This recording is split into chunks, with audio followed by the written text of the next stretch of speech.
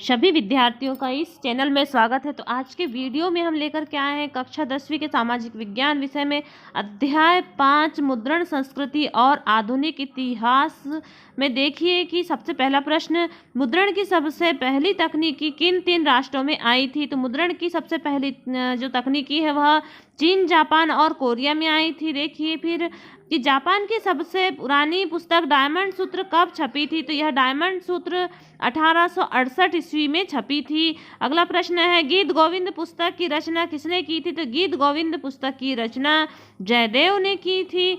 इसके बाद में हम देखते हैं अगला प्रश्न कि 16वीं सदी में यूरोप के बाजार में कितनी मुद्रित किताबें आई थी। तो 16वीं सदी में यूरोप के बाजार में 20 करोड़ किताबें आई थी। उसके बाद में देखिए कि मुद्रण ईश्वर की दी हुई महानतम देन है, सबसे बड़ा तोहफा, यह कथन किसका है।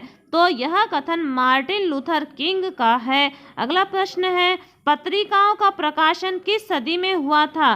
तो पत्रिकाओं का प्रकाशन 8वीं सदी में हुआ था। उसके बाद में नेक्स्ट क्वेश्चन देखते हैं कि किस सदी में यूरोप ने जन साक्षरता की दिशा में लंबी छलांग लगाई।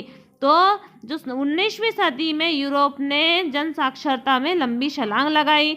2 फारसी अखबार जाम ए जहानामा प्रकाशित हुआ। तो यह 1882 में प्रकाशित हुआ था यह अखबार।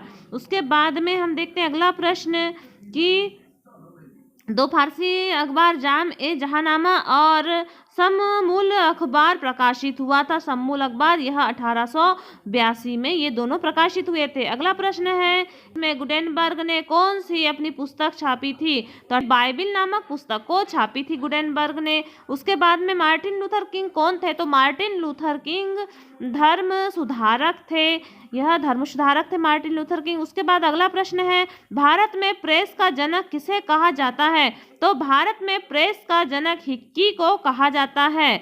उसके बाद में नेक्स्ट क्वेश्चन देखते हैं कि 1857 में सिर्फ बाल पुस्तकें छापने के लिए एक प्रेस किस देश में स्थापित की गई थी। तो 1857 में जो प्रेस छपी थी वह फ्रांस में छपी थी, जिसका जो बाल पुस्तकों के लिए थी। इसके बाद अगला प्रश्न है कि शक्ति चालित बेलनाकार प्रेस को किसने बनवाया था। तो शक्ति चालित बेलनाकार प्रेस रिचर्ड H.O. ने बनवाया था, M.O. ने।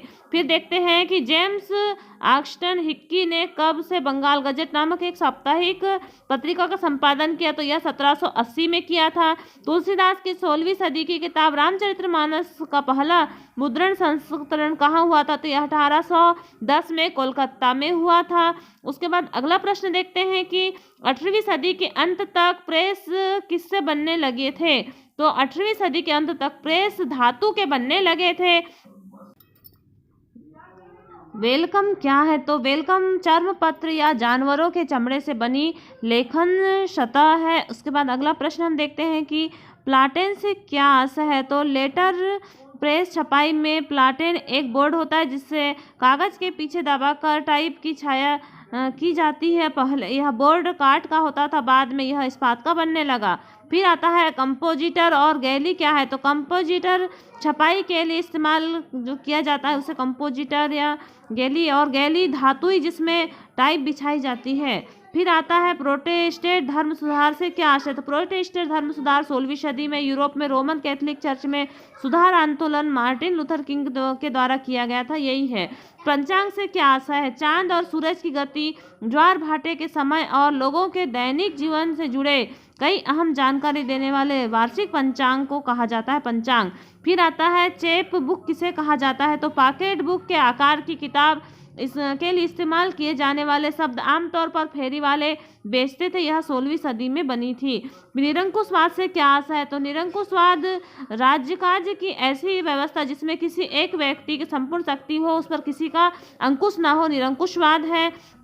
उसके बाद में उल्फा फतवा से क्या आशय है। तो उल्फा इस्लामी कानून और शरिया के विद्वान उल्फा कहलाते हैं, और फतवा निश्चित या असंशय की स्थिति में इस्लामी कानून को फतवा कहा जाता है। सही जोड़ी देखिए कि वर्नाकुलर एक्ट तो यह 1878 है। उसके बाद प्रेस कानून की पुनर्समीक्षा गवर्नर जनरल बेंटिंग ने और गुलजारी लाल तो उसके बाद में हम देखते हैं कि गुलामगिरी, तो गुलामगिरी यह ज्योतिबा फुले। उसके बाद में देखते हैं आमार जीवन, तो आमार जीवन में आएगा रस सुंदरी और डायमंड सूत्र 1868। तो इस प्रकार से यह आपका इस अध्याय के क्वेश्चन आंसर हुए 1 नंबर और 2 नंबर वाले